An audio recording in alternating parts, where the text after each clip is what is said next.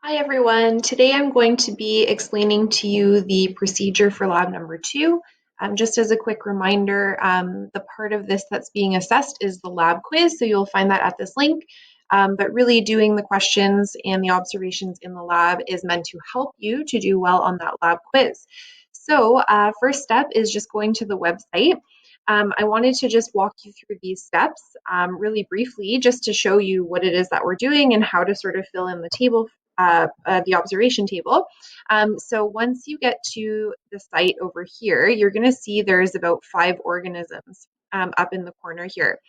And what you're meant to do is drag the organisms under the magnifying glass, and you should see a whole bunch of information down here which tells you about this organism. So this is called Pilotina, and we see all this info underneath. So what your goal is to do here is to try to classify this organism into one of the 6 kingdoms. Okay, and so to help you do that, one of the things that is really useful is if you look in the corner here, you're going to see almost like a sticky note.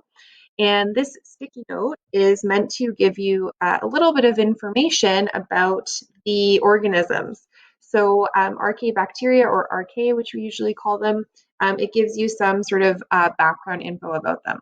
So let's say that I wasn't sure where to put this guy. Let's say I put him under the animals column.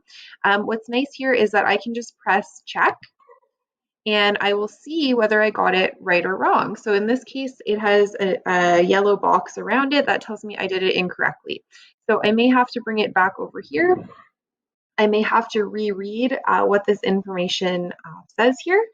And then I'm going to try to reclassify it. So again, it says that it's one cell and it says that it has no nucleus. So I'm going to try putting it in the bacteria column and see what happens. Again, I'm going to uncheck. And now I have that sound, or you'll see that it's not highlighted. It doesn't have the yellow around it. That tells me that, yes, I have classified it in the right spot. So just going back to the lab over here, you're going to be doing that same process for 10 different organisms. So what I would record here is Pilotina. That's the organism name I was given. Here, unicellular or multicellular. Okay. It had no nucleus, so it's a prokaryote. It did move. It had a whip-like tail. It was autotrophic. It was heterotrophic, actually. Okay, and then I determined by doing my little guess and check that it falls under the bacteria kingdom. So you're going to complete this for 10 different organisms. Again, I'm not marking this in particular, but what it's meant to help you do is actually look across the table and see what traits are common to each kingdom. As I mentioned before, really handy is like in this top corner, these little sticky notes. So you can always refer to that as well. Now, the last thing I'm going to just tell you about is I've mentioned you're meant to do this for 10 different organisms.